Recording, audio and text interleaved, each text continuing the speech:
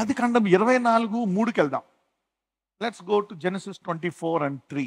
నేను ఎవరి మధ్య కాపురమున్నానో ఆ కనానీయుల కుమార్తెలలో ఒకదానిని నా కుమారునికి పెండ్లి చేయక నా స్వదేశమందున్న నా బంధువుల యొద్దకు వెళ్ళి ఇస్సాకు అను నా కుమారునికి భార్యను తెచ్చినట్లు ఆకాశం యొక్క దేవుడును భూమి యొక్క దేవుడునైన యెహోవా తోడని నీ చేత ప్రమాణము చేయించేదనెను.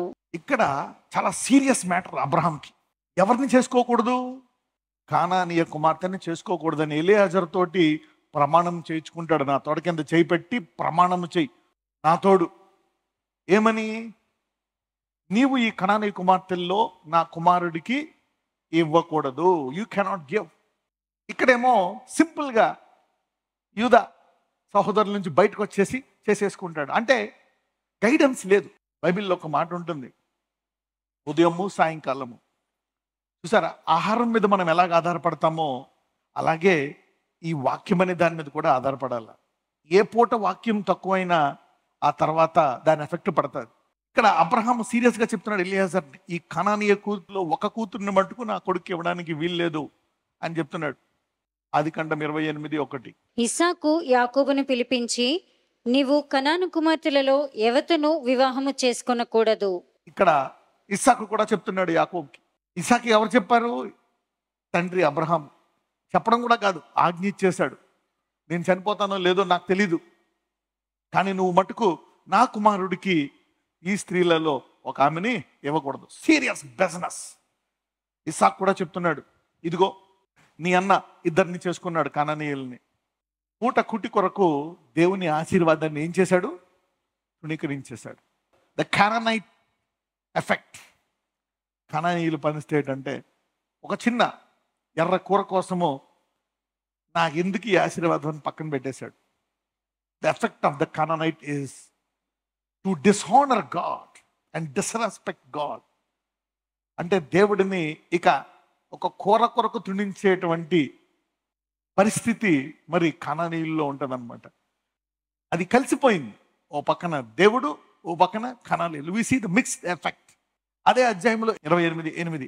ఇదిగాక కనాను కుమార్తెలు తన తండ్రి అయిన ఇస్సాకునకు ఇష్టురాండ్రు కారని ఏసావునకు తెలిసినప్పుడు ఏసావు ఇష్మాయేలు నొద్దకు వెళ్ళి తనకున్న భార్యలు గాక అబ్రహాము కుమారుడైన ఇష్మాయేలు కుమార్తెయు నెబాయోతు సహోదరియునైన మహలతును కూడా పెండ్లి చేసుకున్నాడు. లాస్ట్ లో తెలుసుకున్నాడు తన తండ్రికి ఈ కనానీయులు ఇష్టం లేదన్నమాట అని. ఆశీర్వాదం పోగొట్టుకున్న తర్వాత వెతికాడు.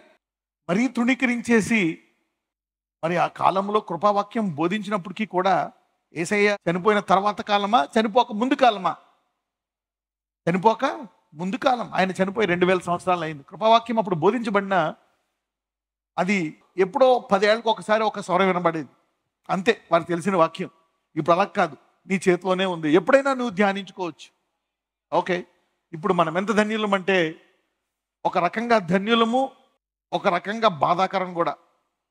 ఎందుకంటే అంతటి వాక్యం ఉండి కూడా ఉపయోగించుకోలేని పరిస్థితి. అంతటి వాక్యం పెట్టుకొని కూడా ఉద్యోగానికి, చదువుకి, వ్యాపార లాభాలకి వాటి మీదే కేంద్రీకరిస్తూ దీన్ని అసలు పట్టించుకోనటువంటి పరిస్థితి కూడా ఉంది. ఎంతమందికి అర్థమవుతుంది ఇక్కడ? కనానీయుల్ని పెళ్లి చేసుకోవడం అనేది ఆ కృపాయుగంలో చాలా ఘోరమైనటువంటి తప్పిదం. నా అబ్రహాంకి ఎలా తెలిసింది? దేవుడు చెప్పుంటాడు, no Abraham, don't do that, చేయకలాగా. అదే ఇస్సాకు కూడా తెలుసు, యాకోబుకు తెలుసు, కానీ తన పిల్లలకి చెప్పలేకపోయాడు. వాళ్ళ కంట్రోల్లో లేరు. ఎంత కంట్రోల్లో లేరంటే, తన తండ్రి భార్యనే అవమానించేటువంటి పరిస్థితిలో ఉన్నప్పుడు పిల్లల మాట వింటారా? మాట వినరు. చిన్న కొడుకుని చంపి మోసం చేసి ఇలా వెళ్ళిపోతా ఉంటే నో కంట్రోల్. అఫ్ కోర్స్ ఆ రోజుల్లో అలా ఉంది. 3వ తరము విశ్వాసులు వీళ్ళు ఎంత ఘోరముగా ఉన్నారో చూద్దాం. Let's go back. ఆదికాండం 38కి వెళ్ళిపోదాం. అక్కడ షూయు అనే ఒక కానానీయుని కుమార్తెను యూదా చూచి ఆమెను తీసుకొని ఆమెతో పోయాను. 3వ వచనం. ఆమె గర్భవతి అయి కుమారుని కనగా అతడు వానికి ఏరు అను పేరు పెట్టెను. ఏరు అని పేరు పెట్టారంట. రైట్. ఆమె మరలా గర్భవతి అయి కుమారుని కని వానికి ఓనాను అను పేరు పెట్టెను. వర్స్ 2. షూయ అను ఒక కనానీయుని కుమార్తెను యూదా చూచి ఈ కనానీయుని కుమార్తెను చేసుకున్నాడు. మరి ఈ కనానీయ కుమార్తె ఈ ముగ్గురు పిల్లల్ని ఏ విశ్వాసంలో పెంచింది? యూదా దేవుడి విశ్వాసంలో పెంచిందా, తన సొంత విశ్వాసంలో పెంచిందా? కననైట్స్ అంటే అదొక లాంటి చెడ్డ పేరు, వికెడ్నెస్, చెడుతనం అనమాట. Canaanite spirit is not a right spirit, wicked spirit. అది వంకరగా ఉంటుంది, సరిగ్గా ఉండదు. కనానీయుల బుద్ధి దేవునికి వ్యతిరేకంగా ఉండేటువంటి బుద్ధి. కాబట్టి ఈ ముగ్గురు పిల్లల్ని ఎలా పెంచుంటుంది ఈ షూయా అనే సహోదరి? దేవునికి అసలు దేవుడు తెలిస్తే కదా, ఆమె కూడా పొరపాటు కాదు, ఇటు యోదాది పొరపాటు కాదు. యాకోబు గైడెన్స్ ఇవ్వలేని పరిస్థితి, 20 సంవత్సరాలు అక్కడ మానసిక బాధల్లో ఉన్నాడు. నేను ఎలాగ ఇక్కడి నుంచి బయటపడదామా అని. ఆ భయపడిన తర్వాత కష్టాలు బాధల్లో పిల్లలకి ట్రైనింగ్ ఇవ్వలేకపోయాడు.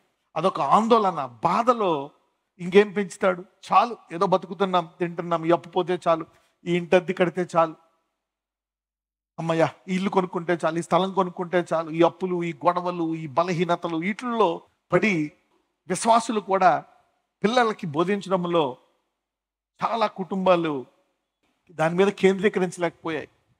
దానికి కారణం వారి పితరులు వారికి బోధించకపోవడం. దీనివల్ల చాలా బాధలు పడ్డాయి. We see this problem.